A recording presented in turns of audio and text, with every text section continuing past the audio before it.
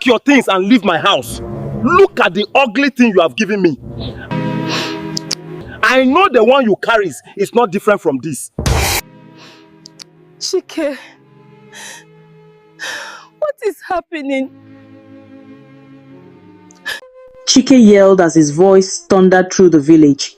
The sun was high in the sky, casting a golden heat over the dusty compound when everything changed for Adaeze.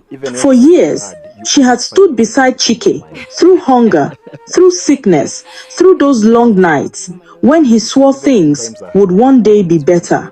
She believed him. She trusted him. She carried his children. She fought for their future. But today, she did not recognize the man standing before her.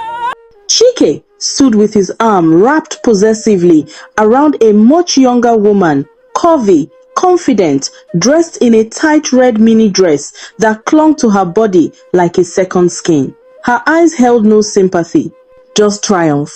Adaeze's swollen feet trembled beneath her. Her pregnancy was heavy, painful, but not as painful as the scene unfolding before her. Chiki, what is happening?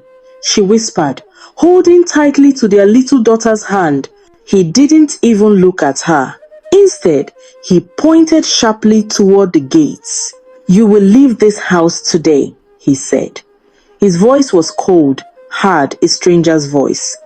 Go back to your people. I'm done with this marriage. Adaeze blinked, stunned. Done? After everything? She looked at the young woman pressed against him, her red dress glowing in the noon sun.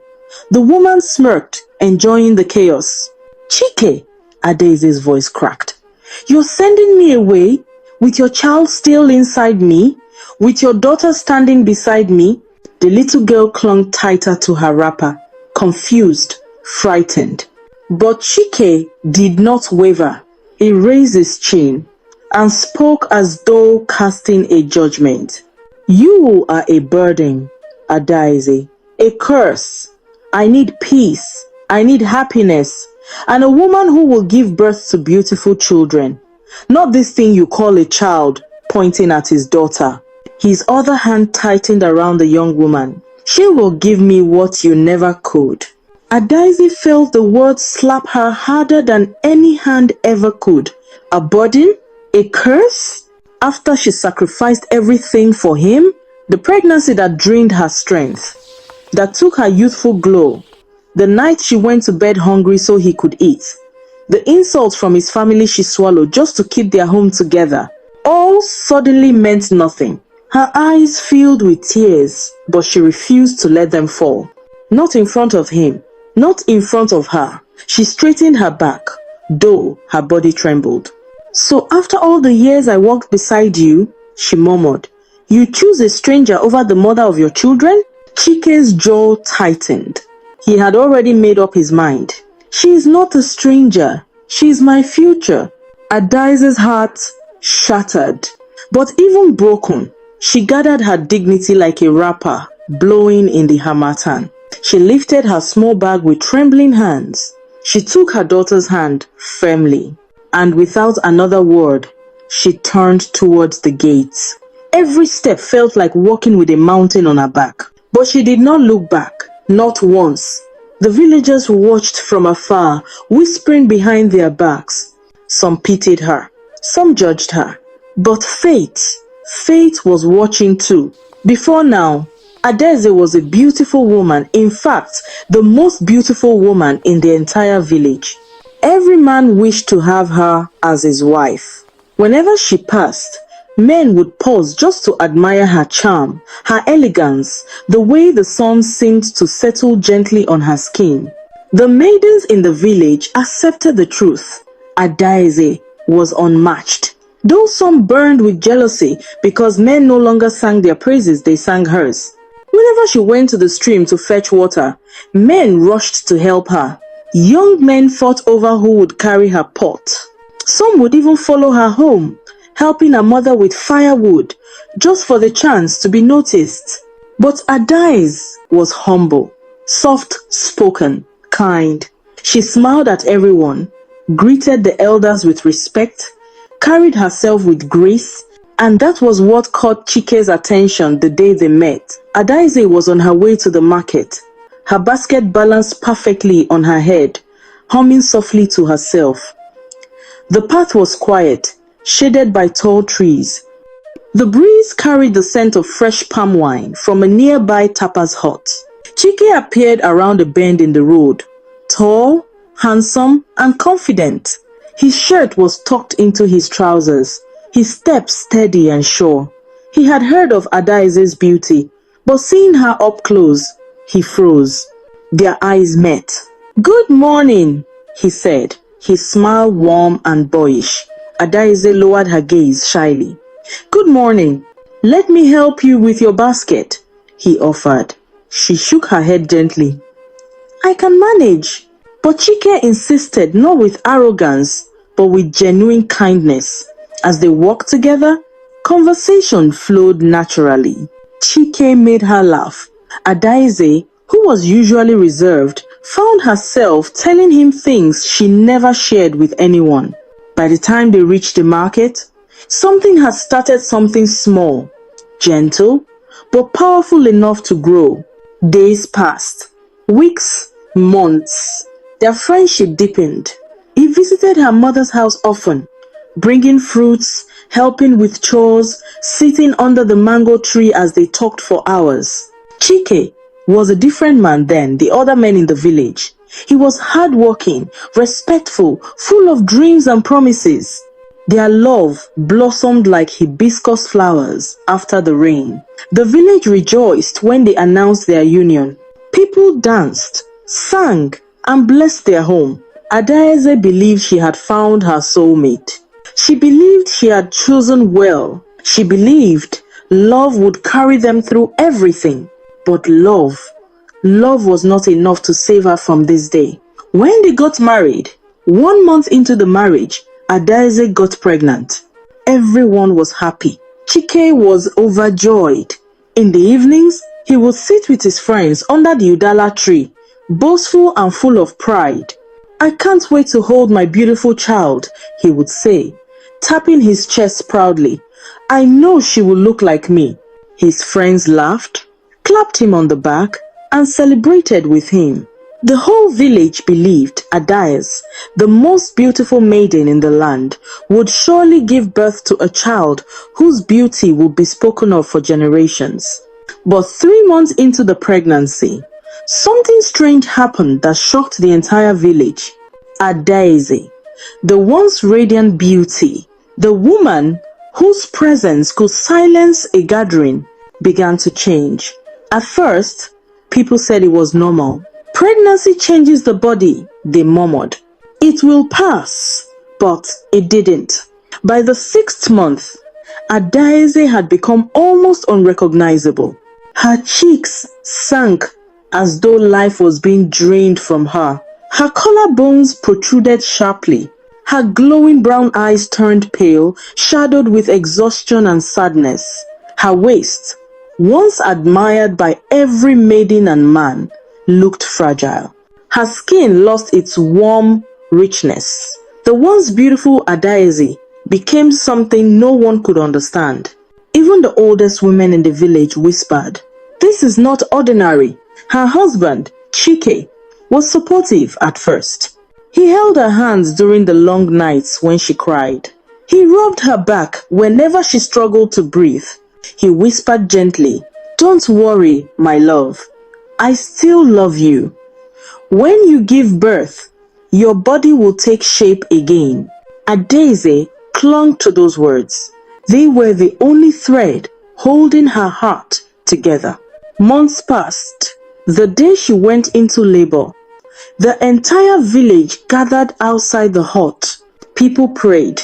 Some feared what would come out of her. And when the baby arrived, gasps filled the room. The baby, tiny, fragile, sunken-faced, looked exactly like Adaeze.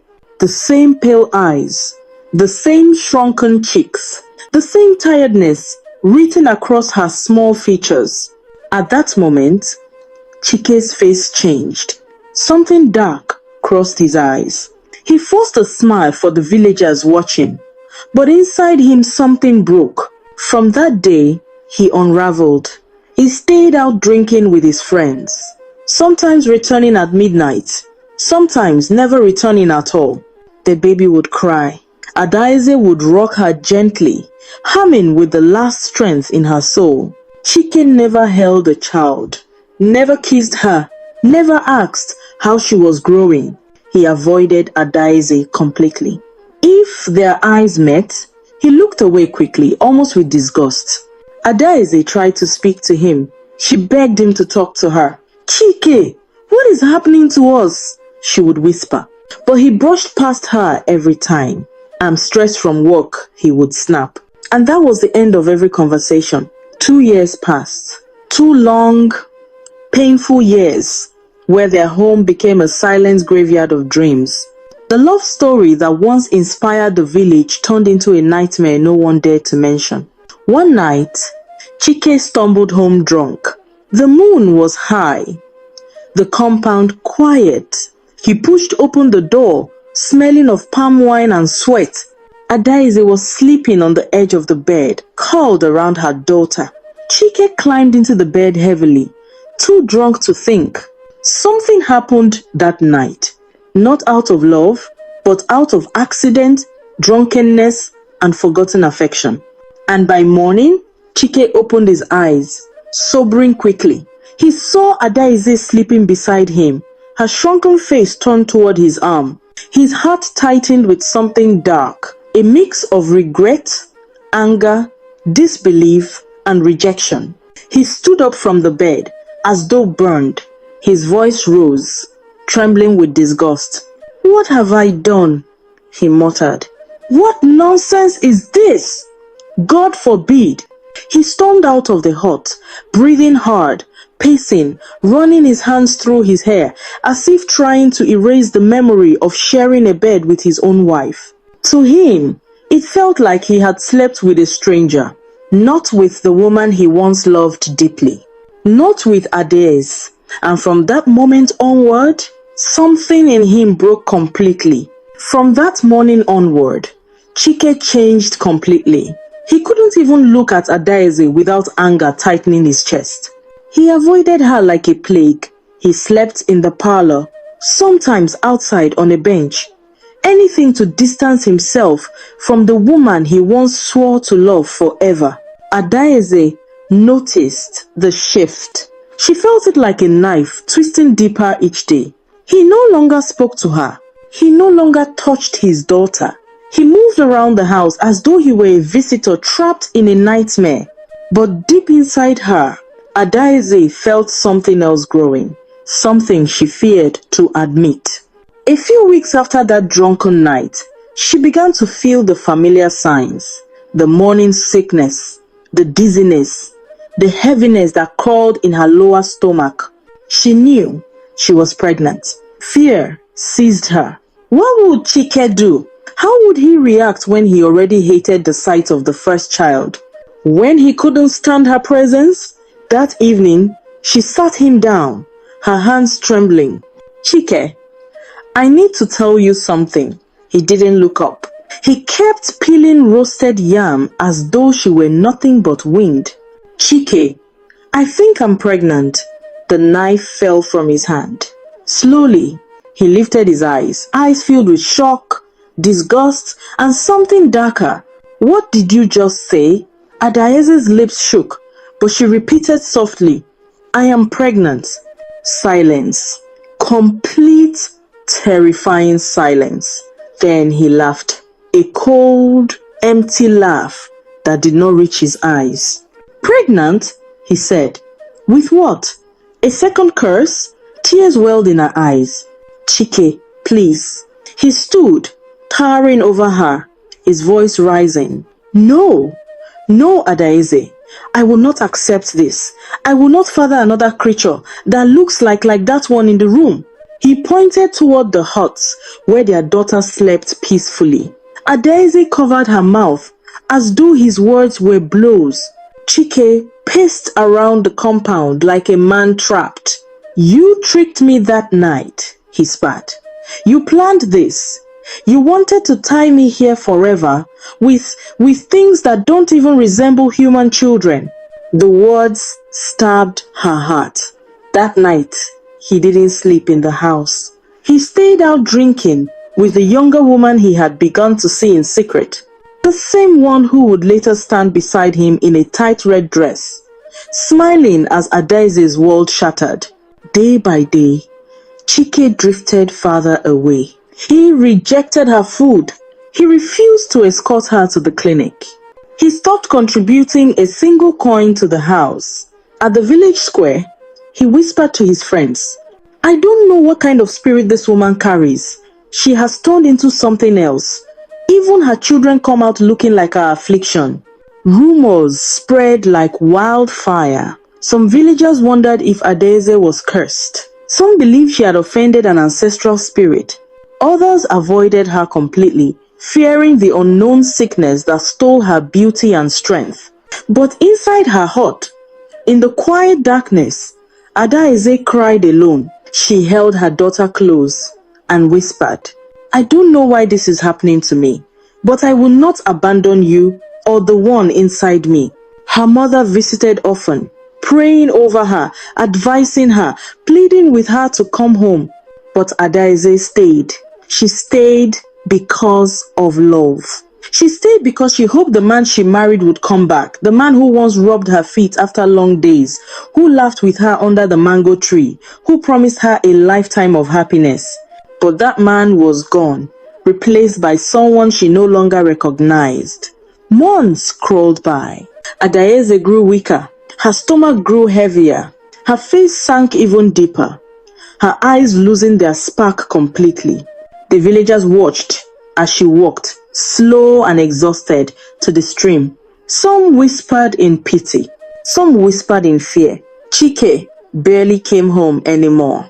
And when he did, he simply slept, ate, and left again. Their home was no longer a home. It was a battlefield of silence and broken dreams. But destiny was only just beginning to unfold. 7 months into her pregnancy, when Adaeze could barely walk without holding her lower belly for support, the worst happened. Chiki came home that afternoon with a woman beside him. Not just any woman.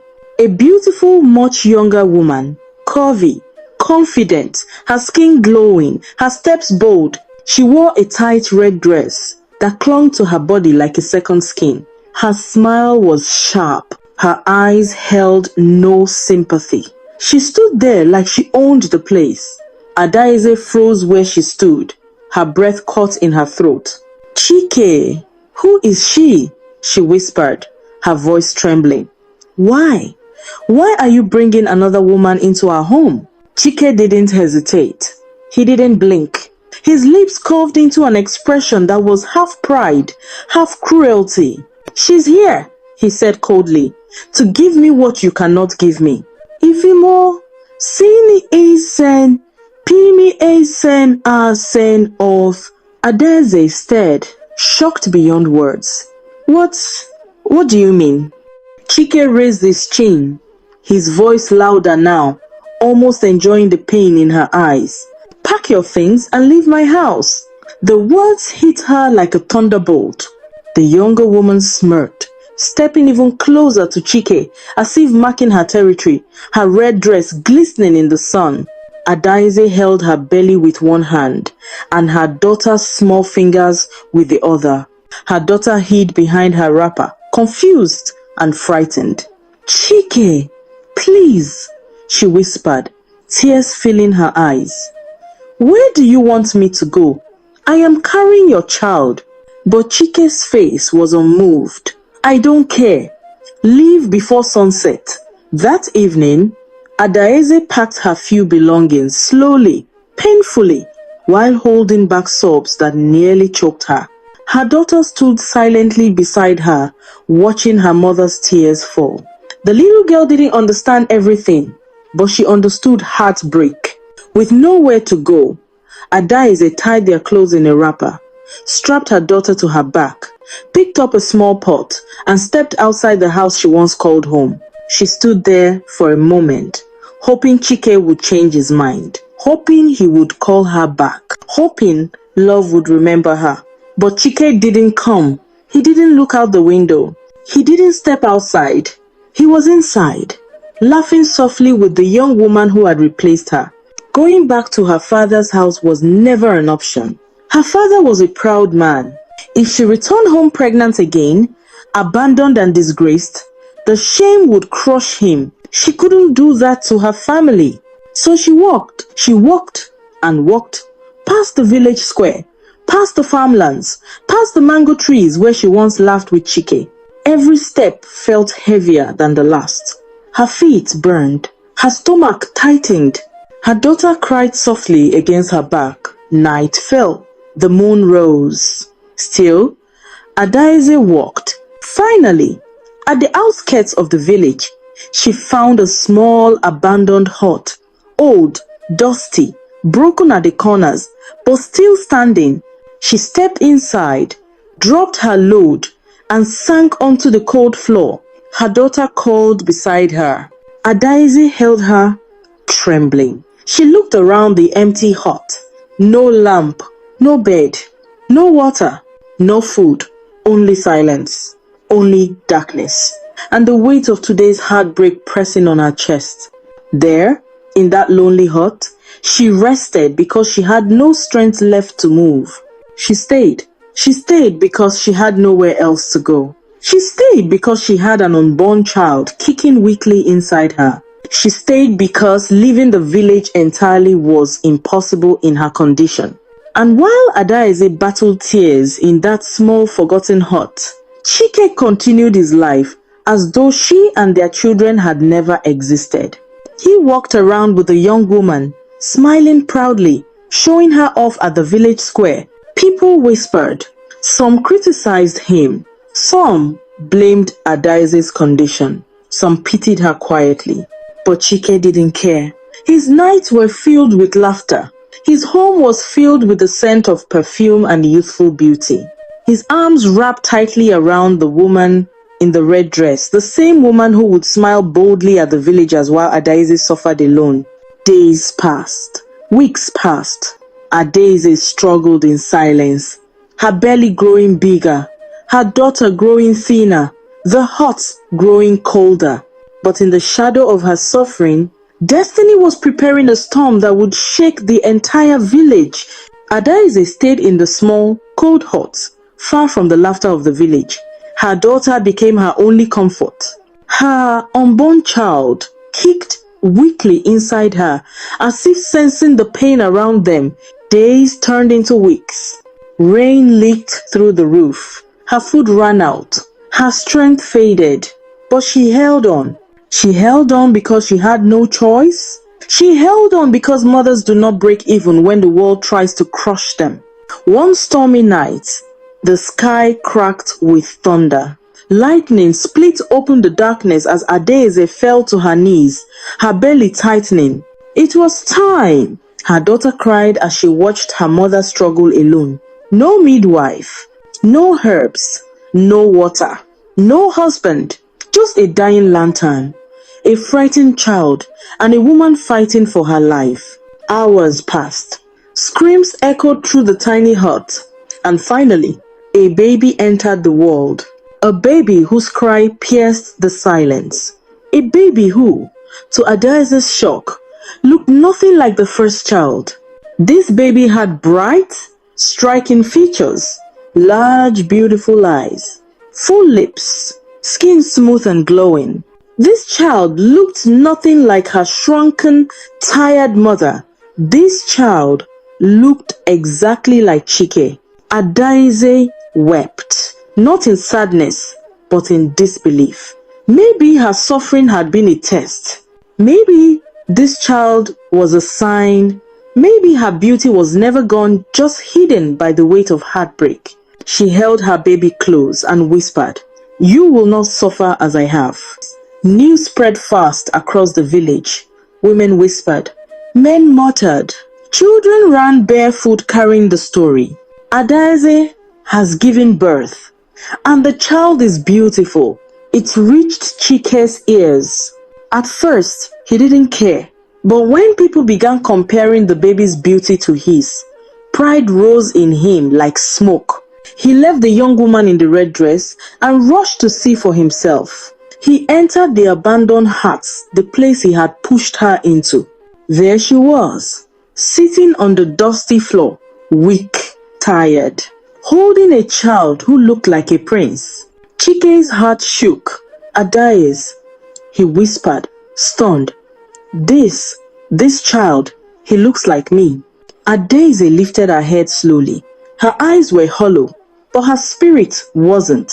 "You abandoned us," she said quietly. "You threw me away when I needed you the most." Chiki knelt beside her, shame washing over him. "Adaeze, forgive me. Come back home. Let us start again. Let me take care of you."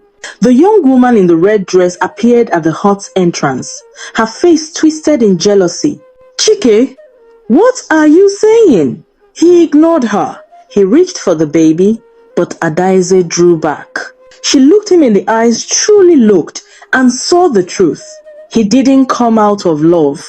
He came out of pride, because the child looked like him, because villagers were whispering, not because he regretted what he had done. And in that moment, something inside Adaeze finally broke free. Her dignity, her worth, her courage, all returned to her at once. She stood, weak but determined. "No, Chiki, I will not come back." Chiki's eyes widened. "Adaeze, think. You have no home." She shook her head calmly. "I have peace, something I never had with you." The young woman in the red dress stepped forward. "Chiki, let's go." And for the first time, Chiki looked at her the way he once looked at Adaeze, with disappointment. "Leave my house," he barked at the young woman. "Get out." The woman gasped, raising her hands in disbelief. "You're chasing me out? After all, I said leave." She ran off crying. Chiki turned back to Adaeze. "Please, Adaeze, I was blinded. Let me fix things. Let me take care of our children. Come home." Adaeze looked at him for a long moment. Then she sighed, tired but peaceful. "You broke everything inside me, and some things cannot be fixed." She lifted her newborn, looked at him lovingly. "I will raise them alone, far from your hatred, far from your confusion, far from the pain you brought into my life." Chiki knelt down, tears rolling down his cheeks. "Adaeze, please." But she shook her head. It is too late. She stepped past him, her daughter holding her wrapper, her newborn pressed to her chest. Villagers who had gathered at the scene watched in silence their most beautiful woman walking away from the man who destroyed her. But as she walked, something happened. The baby in her arms glowed softly under the moonlight, and the villagers gasped. "She's beautiful again," someone whispered. And truly, though thin, though weak, though scarred by suffering, Adaeze's face had begun to brighten. Her beauty was returning, not because of a man, not because of approval, but because she chose herself, because she walked away from the one thing that was killing her, Chiki. Months later, Adaeze built a new life in a nearby village. She opened a small trade. She grew stronger. Her baby grew into a stunning child. Her daughter flourished with joy. People admired her strength. Women respected her. Men admired her from afar. And Chiki, his life fell apart. The young woman he chased after abandoned him. His money dried up. People mocked him. And every night, he sat alone, staring at the door, waiting for the family that would never return. Regret became his shadow. He lived with it until the end of his days. Adaeze, once the most beautiful maiden in the village, became known for something even greater. The woman who rose from heartbreak and built a life no betrayal could destroy. Her story became a lesson. Her strength became a legend. And her children, they grew up knowing one truth. A mother's courage is more powerful than any storm. The end.